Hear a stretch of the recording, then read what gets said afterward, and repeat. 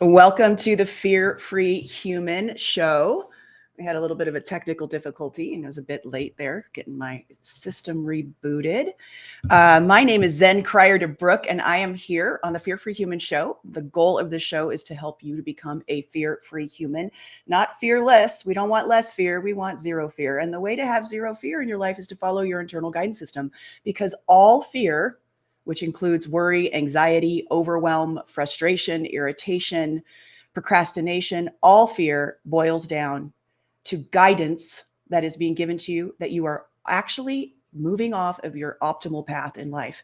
Now, I know that sounds really crazy because when I first discovered the internal guidance system, it was, first of all, very confusing. I heard about it from Esther Hicks, who is the famed Abraham Hicks person who brought through a lot of the law of attraction work that we're into today. Not that she started it. It was here long before now with Neville Goddard and the Think and Grow Rich series and all of that. That's the law of attraction's been around for a while, but she really did kind of champion the new version of it coming out. It was the basis of The Secret. And I have my own issues with the law of attraction, because I don't think it's a kind of an armchair, get a Ferrari kind of thing. And in the movie The Secret, they showed somebody sitting in an armchair pretending to be driving a Ferrari, and then the Ferrari shows up in the person's driveway. I haven't found that to be something that's actually true, but I do really believe as a soul, as a divine being, that what happens for us as we move through life is our physical vibration, which makes up our emotions, our thoughts, the way that we react to situations, which comes from our emotion and our thoughts, actually does reverberate out from us into the world and then brings back to us like energy that's similar to what it is that we are engaged in. I like to think of it as a mirror. The world around you is a mirror. And whatever shows up in your mirror is a reflection of stuff that you have inside of you. And once you actually start working with the internal guidance system and you are actually completely creating, consciously going from a tight, closed, constricted place, which what most of us, because you may not understand what the IGS is, internal guidance system, called IGS for short, most of us just exist allowing the center of our body to expand and contract without us really paying attention to it. We just react to the way that we feel inside. But anytime that you feel that tightness, what's happened is the human experience has labeled that tightness different things based on the situation we're in. So if you are feeling tight inside because you're not getting enough done in your life, you're procrastinating. Procrastination is always a tight, closed sensation, because it means that what you're thinking about the procrastination is not true. If you're procrastinating on something and you feel that tightness, we've labeled this tightness different things. Irritation, if you're irritated with somebody, or impatient, if you're feeling impatient about something happening in your life or a person in your life, right? That tightness is there the whole time that's happening. You'll notice that there's a tightness. Well, that tightness is working independently of your thinking and your emotions. It is an expansion and contraction in the center of your body that is letting you know, it's giving you actual guidance that what you're thinking in that situation is not true or not going to happen. And I know, and I understand that may seem like an absolutely crazy thing, that no matter what it is, if you're feeling tight, anxious, it means that what you're thinking isn't true and isn't going to happen. But after working with 40,000 people and having them report back to me and having them live their lives from following what we call flow, feeling the light expanded, feeling light, open, and wise inside, I can tell you that it's true. And any suffering that you're having in your life internally, I'm not saying there isn't external things that are difficult. We all get into financial issues. We all have relationship challenges, health challenges. Things come up that are really hard. I'm not saying that life isn't hard, but what I am saying is your response to it does not have to have you have any suffering at all. I'm going to say that again. Your response to hard things in life, okay, does not have to create any suffering at all in your life. Because once you learn that this tight sensation, which is what causes your actual feeling of suffering, that what it is it's related to your thinking, and you flip your thinking and you open the situation that you're experiencing on the external plane, It feels it completely different, and you respond to it completely different. And when you respond to what's going on around you, this is where we get back to the law of attraction. When you respond to it differently, when you respond to it from an expanded, open spaciousness inside of you, it shows up differently. It responds differently as well, the situation that you're in. And the outcome is better. The way that you will find yourself get through these experiences is with way more magic and miracles and synchronicity. And in the end, no matter what you're tackling, whether it could even be death. I've had people who are passing who've come to me to get coaching on this. And even in death, you can feel an open peace that you're right where you're supposed to be and do death well. Even the loss of a loved one. It's hard, but you'll be able to do it well because you'll find this beautiful, spacious, loving way to do grief.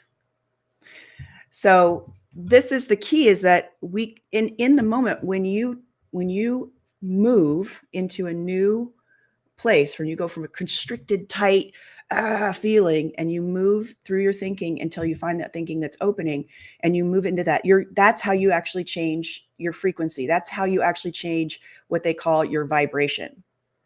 And it's interesting to me because as I've been playing with this for years, right?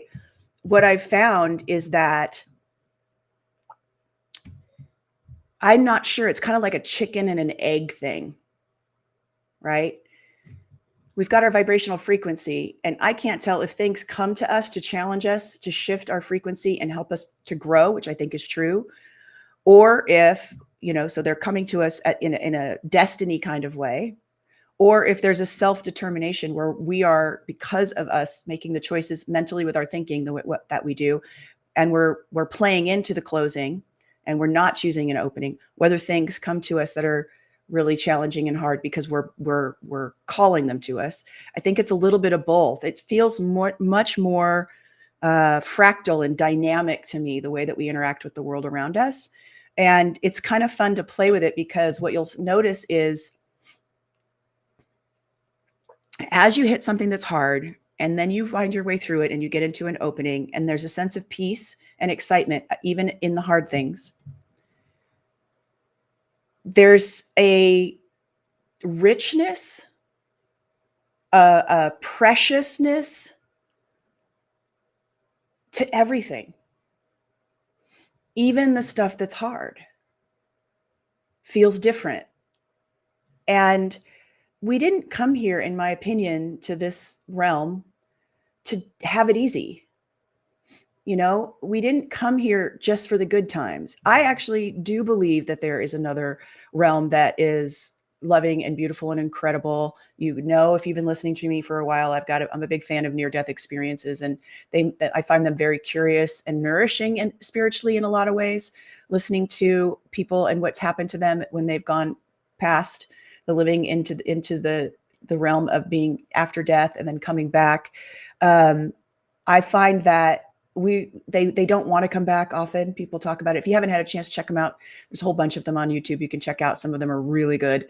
And some of them are fake. They really have to work hard to make sure that people aren't faking it. But you can kind of tell because of the way it makes you feel when you listen to the story. There's a gal out there named Amy, and she's wearing a green top. I don't have the one. I can't remember the name of it right now, but boy, her near-death experience was really, really inspiring. Anyway, so maybe I'll link it to the bottom of the show, but what they don't want to come back. They are filled with love, and they're like, why would I ever want to go back to that place that's so hard? The overarching experience is that everyone in their life that they're leaving behind is perfectly okay always and will be fine without them and don't need them. There's no worry about their children, their spouses. They generally just know, because they can see with the new layer of wisdom in their life that there's everything's always going to be okay. And you'll find that when you follow your internal guidance system, that is the overarching theme for your life as well, is that it always turns out okay, even in the most dire experiences where you just can't believe that it's possible, even going to be possible at all, that you're going to be able to get through this situation and it's going to be okay. Truly, your internal guidance system will open at that thinking. And at the end, when it's complete, whatever it is that's a challenge, that's hard, when you get to the end of it, you wouldn't have changed it or had it any other way, even though it was really hard. It can be hard to see in the middle, but as you're going through it, it's not. And yet when they show the person, they say, you've got to go back. And most often they give them a choice, which is interesting to me. We always have free choice, even in the death experience. Most often when they show them their life and what they're here to do, they reluctantly say, all right, I'll go back. All right, I'll go back and do that thing that I wanted to do. So we came from a really beautiful, hard place. I mean, a really beautiful, loving place, not a hard place. And we come down here knowing it's going to be hard, knowing we're going to forget who we are, having the challenge in our life that we're having because we want to. Like, it's a choice to be here. This is what's coming out as a theme in the near-death experience. And it's really interesting because they're starting to aggregate from all over the world, all these people for 100 years or so. It's been about 100 years that they've been documenting this. There's been reports of this way back, thousands of years ago, over and over again. There's been reports of this, but they're actually like scientifically creating a database now and organizing the whole near-death experience. And the interesting thing also is that as I've been kind of going through and for my own edification, watching these, there's a lot of hinting at the fact that we have an internal guidance system, that our thoughts are incredibly important. Like I've heard so many people come back from a near-death experience in their testimonies and say, if I had only known how powerful our thinking is. You want to choose your thoughts very, very carefully. They have deep impact on the world around you. And the way to do that is the internal guidance system. Because if you have a thought that is going to create havoc, disharmony, right, that's out of alignment, then what will happen is you'll feel it. It's like every single human being is born with a system where when you feel that tightness, which looks like a lump in your throat, a tightness in your chest, a sick feeling in the solar plex area, right? That tightness is an alarm telling you that there's thinking that's going to be taking you into a place in your life that's creating disharmony or that's not true for you. And the more that you follow down that path of that train of thought, the farther you're getting to your ultimate life's blueprint. And so once you understand this and you wake up to that fact, then you can stop and go, oh, I'm closed. What was it that I was just thinking? You find the thought, and then through training, you understand what type of thought it is and different types of thought. Irritation has a practice on how to release irritation and get into the opening. Procrastination has a practice, a way of looking at your thinking and looking to see, how do I move through what's really going on with this procrastination experience I'm in? Is it divine timing? Is it someone else's to do? Does it not have to be done at all? Right? This is just, these are just little ways of questioning your thinking, not the IGS, but questioning the thinking you're having. Okay. Impatience always means you have time. When you're feeling impatient with something, you need the extra time. You have the time to stop and do the thing that you want to do, the thing that you don't want the thing coming to you earlier, because divine timing is a real thing. It's like you can see it all in nature. You do not have flowers coming up in winter. When we get a quick, heat wave before spring starts, we're all freaked out because we know the flowers are going to pop up and we'll have less flowers and the trees will start to bud up, right? So divine timing is very important on every level of our culture, including in our personal lives. And there's something inside of you that's attuned to all of that you're born with. And so it's a way to cultivate the life of your dreams as you go through your day. They talk about people have mentioned that are teachers out there. If you take a cruise ship and you have it as it's going across the ocean, have it be out of alignment 1 degree towards its destination, 1 degree off from its destination, it will be, and stays there, it will end up hundreds of miles from where it was supposed to go, from a 1 degree shift in the steering of the ship to the destination it's intended to go to. Well, I line that to one thought. One thought can also take you so far away from your intended destination as a soul. Think about if you're married, okay? Just think about you're married to somebody and your mom or dad, because we get our programming between the ages of 0 and 7.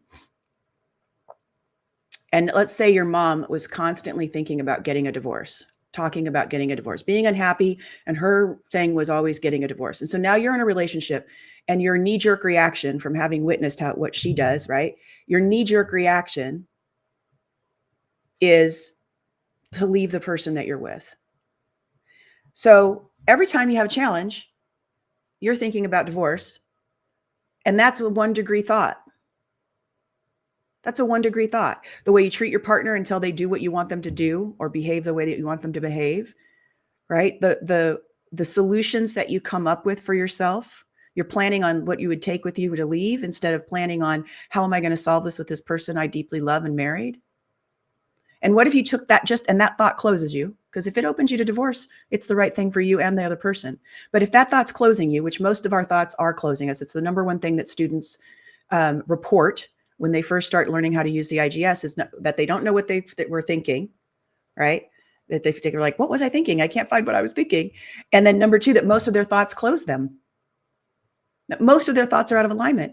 So you take that 1 degree thought, and instead of thinking about divorce, you're thinking about how can I make it a win for both of us? What does he need and what do I need in this situation so that we're both thrilled to be together? What if that 1 degree thought is, how can I please my partner more than any other person on the planet? I'm their person. And how can I make it to where we're both just over the moon happy out of this situation that's challenging it for us right now?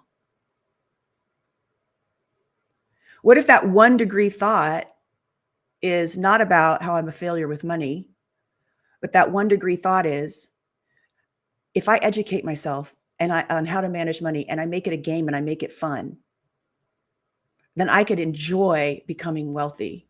I can enjoy my choices with my finances, moving myself into a new place. I'm 54 years old and I am taking on so many new things on a business level and relearning.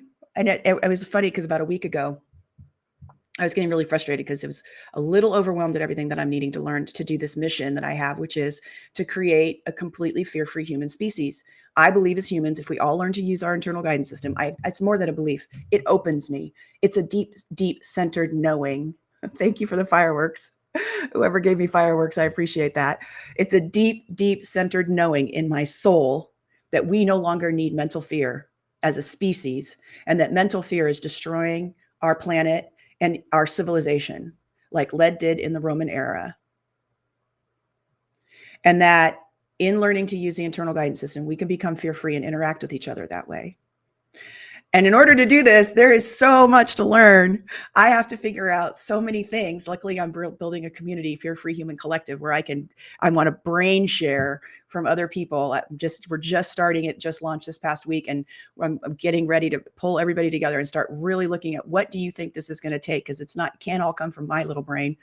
And I'm having to learn so much about organizations and how do I bring people into it and how am I going to get this training out in big, huge, 200,000, 300,000 people at a time without me having to be involved. And I'm just like, I'm like, I'm too old for this, but I'm not. I had to take my thinking from overwhelm, which is always closing, and I had to swing it around and shift it to, why wouldn't I want to be learning something all the way into my 90s and 100s? Why wouldn't I why would I ever want to stop examining new things? How do we use AI? Can we get AI to be able to understand the internal guidance system and the expansion and contraction that happens inside of humans? Can we train AI to globally on the internet in a multiple dynamic way, create opening thought inside of us to launch us further? Can we use AI to carve out and get rid of the closed thinking and the fearful thinking inside of the human experience completely forever to create more love and peace and joy? Will AI, because everybody's talking, this is the kind of stuff I'm thinking about that's like what I'm saying. I'm like, I'm learning so much. It's all so crazy.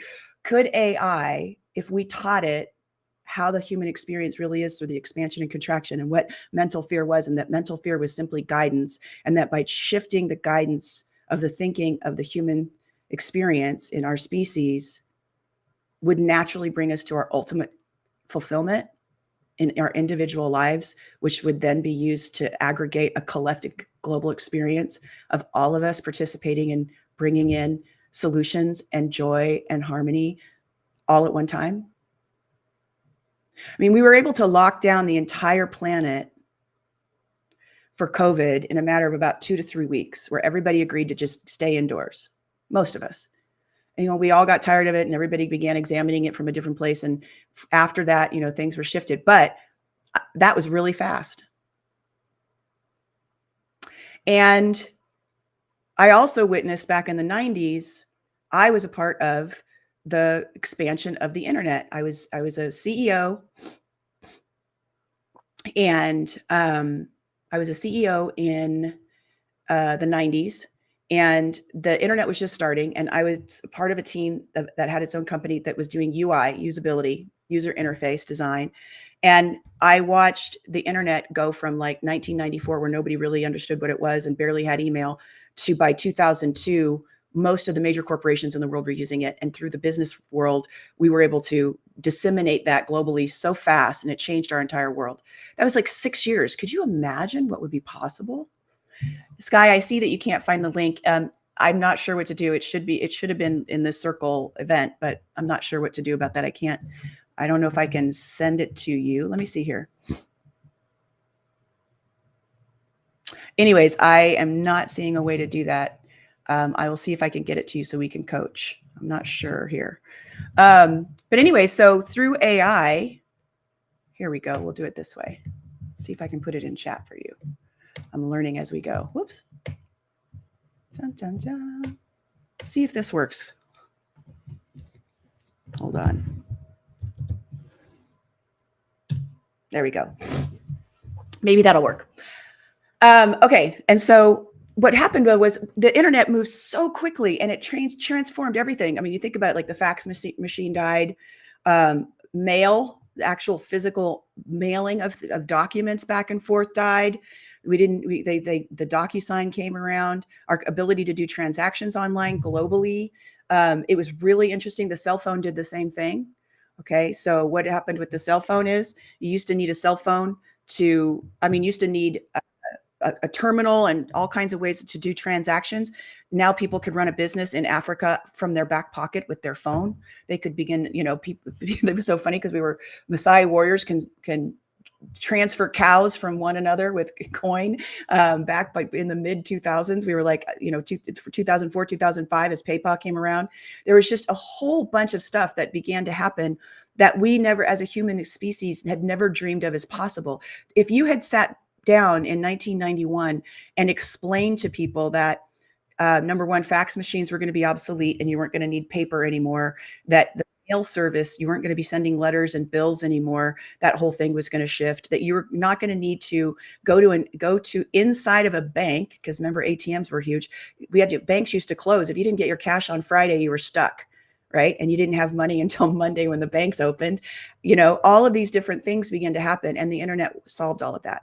So one of the things that I've been playing with, and I'd love to hear your thoughts on it, is how do we get from this experience we're having right now, where I'm teaching the internal guidance system and I'm eliminating fear. People are doing the work and eliminating fear in their lives, mental fear, to a place where every single person on the planet hears about it, gets trained in it, begins to use it, and then implements it in our organizations globally.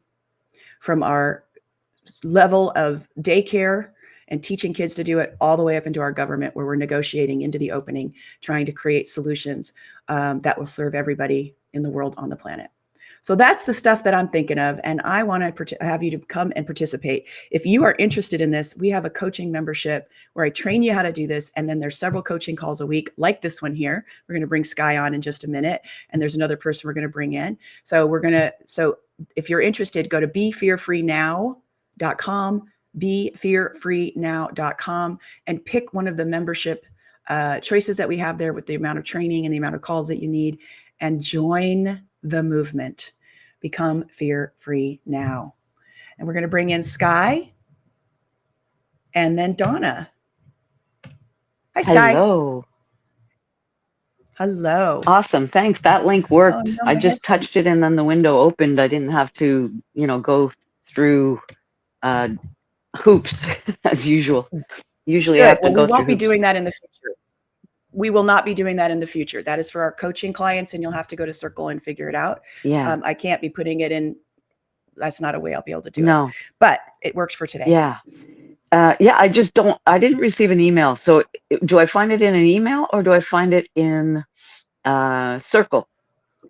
You have to go to Circle, and if you turn on your notifications in Circle, you'll get a notification email an hour before the event. Okay. But you have to have your notifications turned Okay. on. I'll do that. Um, could I talk about relationships and one with my boyfriend and one Yes. with my coworker? Um, Yes. because if they're a mirror, um, it's like I don't even understand. Half the time, my coworker, we'll start with him. He he'll get impatient. Like I make popsicles and for Nestle, and he was helping me, but he was throwing the popsicles in an area that was just piling up, and that's the only place he has. But knee-jerk reaction on my part, I said, "Oh, don't throw them there," and he got all flustered and mad, and then he said, "I'm helping you. You owe me an apology." And I said, "What?" And he was like overreacting, I thought, anyway. And so I said, "Well, I made a mistake. I'm sorry I made a mistake." And he said, "Apology accepted." And but he's so touchy, and yet he can be kind of a bully on his own behalf towards everyone. And Okay. Can you hold your phone a little bit away from your face and a little bit more oh, still? sorry. Just that would be easier for me. That's okay. There we go. It's a little better. I'm getting a little. I'm like dizzy. Oh, I'm yeah, like yeah, trying to try. Yeah, there you go. Um, so he is having a closing reaction to you, and you're having a closing reaction to him. yeah. So how do Okay, I and shift? both of them. So first of all, number one, his closings are his closings. Okay. It's his thinking about what you're saying, right? That's closing. Now, that doesn't mean you can make him wrong. His childhood program between the ages of 0 and 7 is activated just like yours is. And so the key is you want, first of all, to come at it with wanting both of you to win. Yes. Okay. Hmm. So as you begin to, you're going to, first of all, you're going to be dismantling your triggers, and so you won't be triggered, and it'll be easier for you to figure out what will make help for both of you to win in the situations that you're in. Okay. So I'm going to come back to that in just a minute. Now, what is your first reaction when he responds that way? Each time it's been different. When this happened 2 days ago, I was surprised and I just said, um, "Dude, like it's not a big deal. It's okay. Don't don't worry about it. You're blowing it out of proportion." And Okay. But I meant your reaction. What did you feel oh, what inside? did I feel? Um, Were you open, closed, or neutral? Were you triggered or not triggered? oh, I was probably closed because it, you know, Well, think back to the situation. Think back to the situation. Remember where you were standing. mhm. Remember the look on his face. Remember what he said. We want the actual thing. That's what the neural programming is. We don't want to guess what your neural pathway is. We want to find it and see what happened. Yeah, it was closing. And what was the thought that you had in the Ooh, moment? what thought did I have? I know I felt bad. I felt, but what thought was it? I felt like I'm being scolded or something. Yeah, yeah, that's what I felt Okay. like I'm being Okay. scolded, And and it's not even that it's unfair that I'm being um, wrongly attacked. Like all I did was say, "Don't put him there," okay. and he overreacted and was upset and started saying, "Oh, I'm not going to help you anymore." Blah blah blah. So Okay, so that's all right. He can, so can we give him the allowance to be able to react the way he reacts? Yes. Can we just let people be themselves, even if it's ugly and it's not Yes. pretty? I think that's the kind of like, I think that's kind of a theme we need to get to as a human species, all over the internet and things. It's like, okay, I don't like the way you're reacting and I don't agree with it. And I wouldn't personally react that way, but you have the right to do that. So just let him be that first. And then, second of all, you closed at being scolded. You closed at it not being a big deal or whatever that was. That means that those thoughts weren't true. You weren't being scolded. Okay. And you may feel that way, but it doesn't mean it's true. Mm-hmm. That's your reaction, is that he's scolding Mm-hmm. me, right? Because I hear he's embarrassed and he's been shamed in his life from that reaction. As a different person, as a coach, he immediately went into I'm bad, I'm wrong. And his stress defense is to take his toys and not play with you anymore. And neither of those are good for him in this lifetime at this age where he's at right now, obviously, right? But that doesn't mean that he's wrong for having that. We right now we haven't been looking at how do I get out of the things that I learned when I was a kid to survive in my workplace, right? Because it's you don't want people bringing their childhood stuff to the workplace. I'm not saying you do, but we want to train people to be able to manage it personally inside themselves so that the workplace can be a healthy experience where they can actually work through their stuff. Because this whole life is about working through our stuff. Doesn't matter where we're standing on the planet, what we're doing, whether it's at work, whether it's personal, whether it's in a dream, we're still working through our stuff every day, right? So as you, because you're moving along quickly in your training, Sky, and as you move along, you're going to start catching your thinking, and you'll be like, oh, it's not true, he's not scolding me. What is really happening here? Mm-hmm. Right? And and then you'll be able to say things like, because saying, hey, don't put him there without any other instruction, that's what threw him into shame. He's probably been yelled at as a Oh yeah. kid and told, just not given enough information, not told what to do properly to do it right, and then celebrated for doing it right as a little kid. He just probably got a lot of don't do Mm-hmm. that. And it hurt when he was a kid because he was probably, this is probably directly, and I know we're doing a lot of guessing here, but this is directly related to, it probably hurt as a little kid. He was a little boy who wanted to help his mom. His mom kept saying, don't do that, put that down. And eventually he's like, ow, Mm-hmm. I want to help. That's a man's thing. It's a woman's thing too. So catch your thought next time and work with your own opening. Okay. And then also notice that you were triggered in saying, don't put it there. You were closed. Mm-hmm. You got triggered about it backing up and not being the right place to go. It stressed you out, closing. And then you jumped and said, don't do that. Don't put that there. Right. Probably had a little bit of, can't you see that that is absolutely not working? What you're doing is not working. Can't you see that, idiot? A little bit, maybe. A little bit, maybe. And that energy comes through, even though all your words were, don't put that there. He got all of it. He got all of the communication, even though it wasn't intended. So slow down and look at the situation, and you're going to get better at this. It's going to become natural, and be like, what do I need to tell him to do differently to have it be better? And it will open you. And he won't have that reaction anymore, because opening begets opening. Mm-hmm. And if he does, you'll still be open, and you'll be able to re-communicate it in a way that'll work for both of you. We don't have to have the people around us be trained to use their internal guidance system to open them. Mm-hmm. Well, I totally know it's from his childhood because uh, like I've worked with him I'm with him more than anyone else on the planet for the last 8 years. Mhm.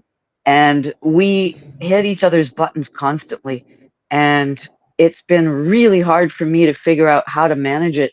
Everyone tells me he's a narcissist, which I believe is likely true, but I'm not a psychologist. And but he exhibits a lot of a lot of the traits and behaviors. And so I've had to navigate, how do I give him the cold shoulder? That was a couple, 3 years ago. Okay, well, let's not make it about him. Let's not make it about Okay. him. We can't Yeah, change yeah. him. And it doesn't matter True. whether he's a narcissist or not. What matters is your Hmm. triggers.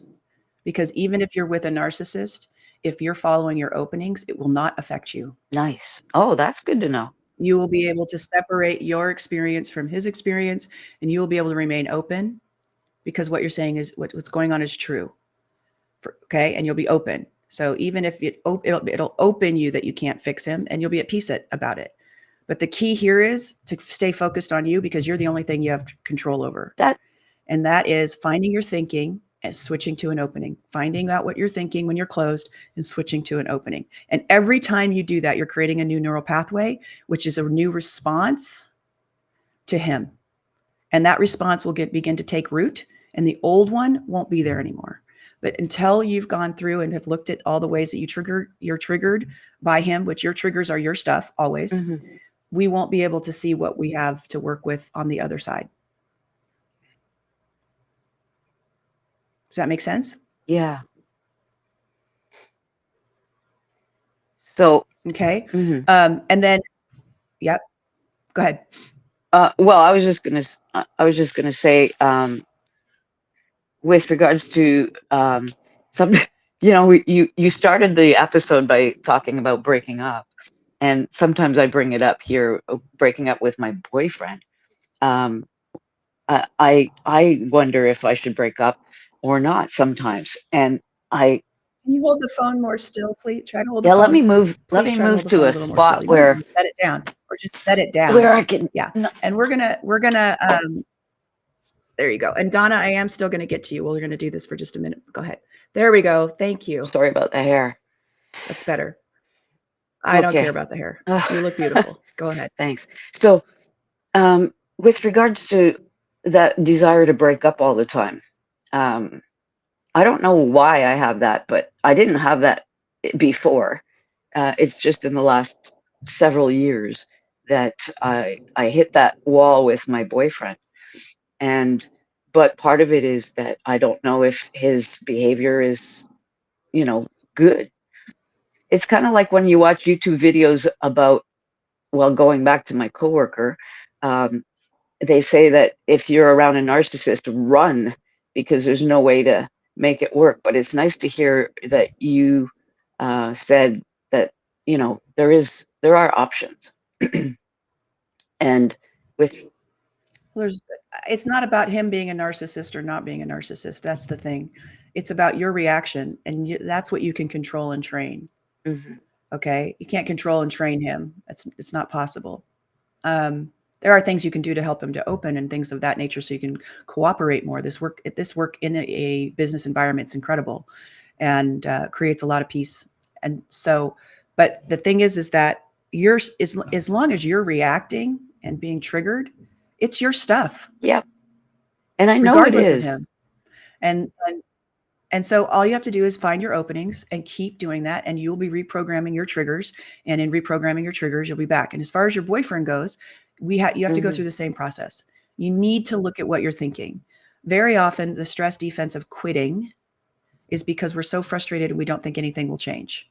Frustration is always your mind thinking that the situation cannot or will not change, and it's not true.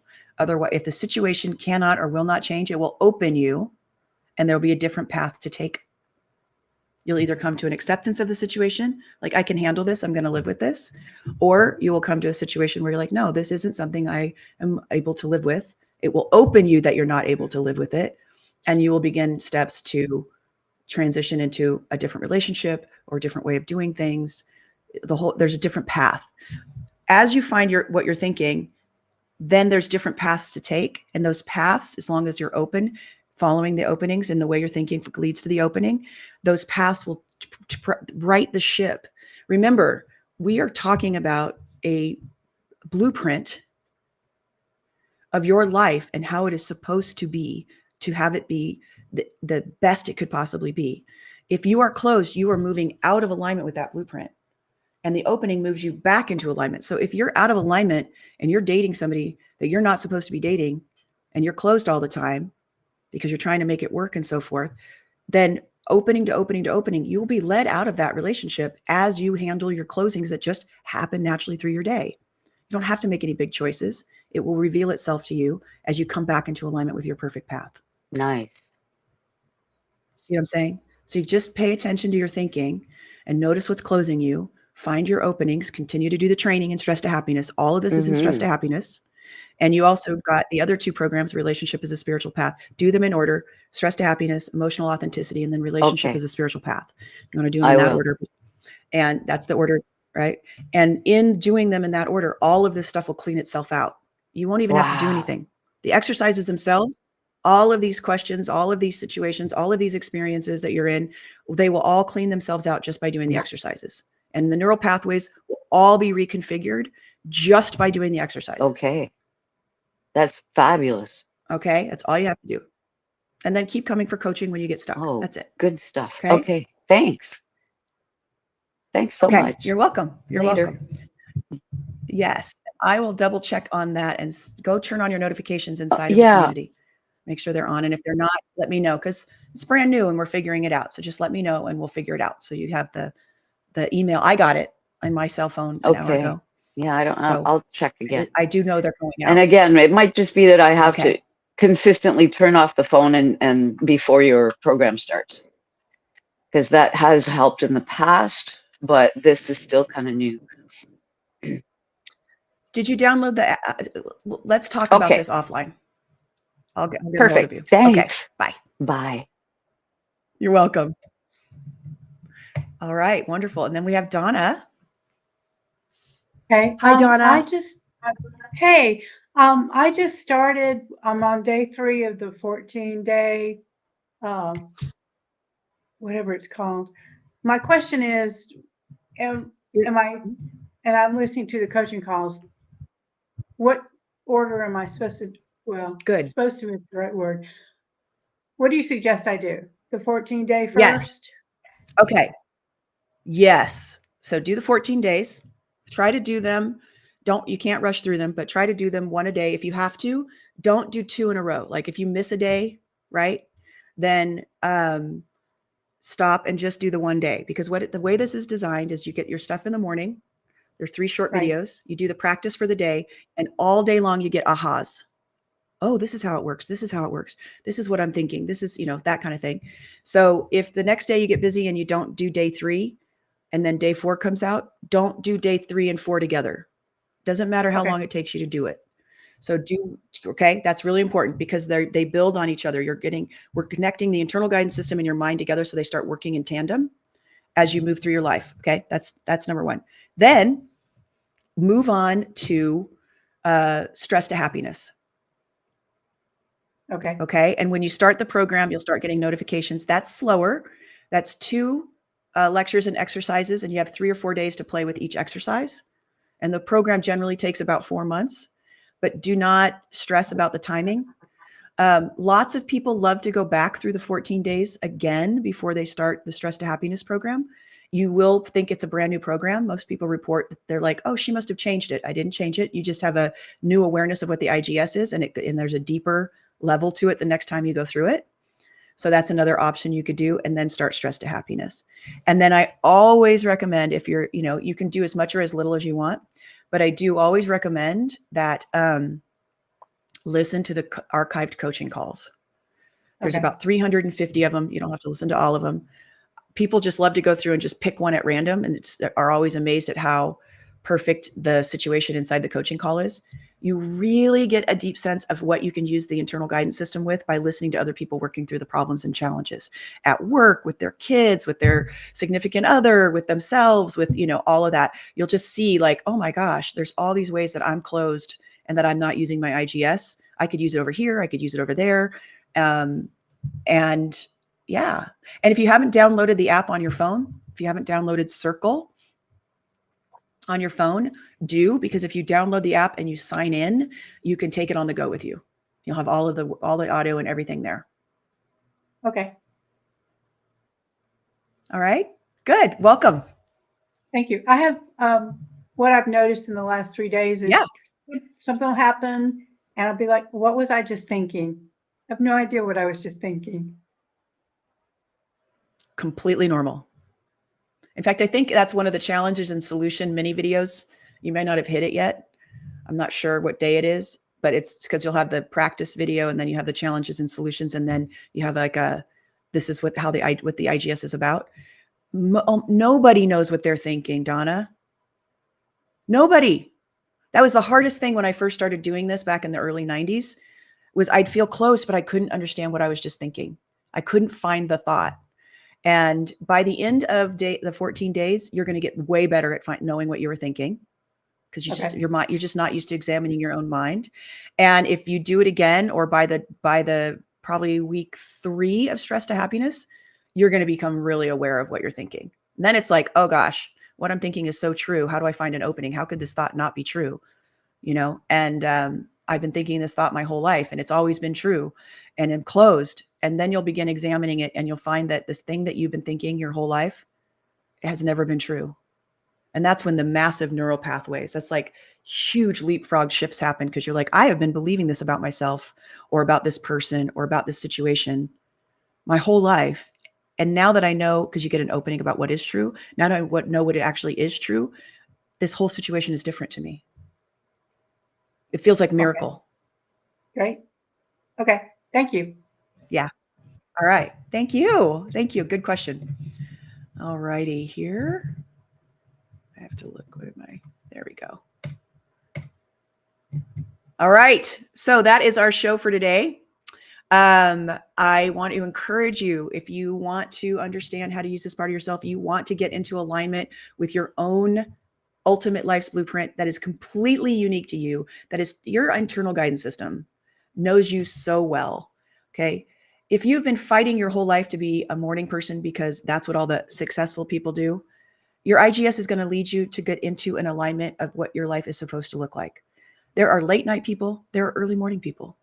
And they are not, just because you might have been fighting against the grain your whole life, trying to be somebody that you're not. And one of the things that the internal guidance system is going to do is it's going to show you who you really are in the depth of your beingness and your soul, the authentic you. And it's going to show you opening by opening by opening, clearing out all these old thinking that have nothing to do with your soul, your soul's journey, your soul's purpose, all that garbage thought that is not going to get you where you're supposed to be as you will be cleared out. And you're going to start to feel like the real you, like, oh my gosh, there I am. This is who I am. You're going to be able to know yourself. You're going to be able to know how to make the right decisions for you. You're going to be able to understand how to create an incredible boundary that is like healthy for everyone and concerned. Boundaries are not about like cracking a whip and saying, you will do what I want. Here's the ultimatum. Boundaries is about figuring out deeply and nourishingly what it is that you need, and then educating the people around you on how to take better care of you. And it's also about learning how to not over people please, or how to not be a workaholic. All these different things get cleared up naturally when you begin checking in with your IGS and the closings and finding openings. And you can discover all of this and get coaching with me and how to do that at BeFearFreeNow.com. If you want to be on these coaching calls and you want to take this journey on, which I highly recommend, go to BeFearFreeNow.com. In the meantime, I will be back tomorrow at 4 p.m. Pacific with another live streaming. And I hope you have subscribed to the YouTube channel. Please hit the bells and buttons for notifications, so that way you can get notified, because I post these live streams in advance, and YouTube will let you know when I'm about to go live next, so that you don't miss a single show. I am sending you love and blessings. Mwah!